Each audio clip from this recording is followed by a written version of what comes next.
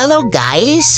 For today's video ay magpapainom ako sa aking chikiting ng homemade immune booster. Nakainom na yung dalawa kong anak kaya itong bunso na lang hindi pa nakakainom kaya ito na yung parang panghuli ko ng tawag neto. Huling piga or yung katas niya kaya talagang kinukuha ko pa siya kasi sayang naman kasi.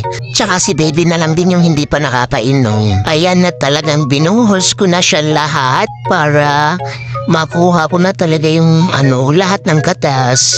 Pero unti na lang talaga. Konti lang din naman yung kailangan ko guys. Kahit mga isang kutsarita lang talaga para kay baby. Okay na yun. Eto guys is pinapainom ko sa kanila tuwing pagkagising talaga sa umaga yung wala pa talagang laman yun tiyan. Pwede nyo naman siyang painumin ng tubig pagkatapos nyo ipainom yung katas guys. Dati din kasi kami lang ng asawa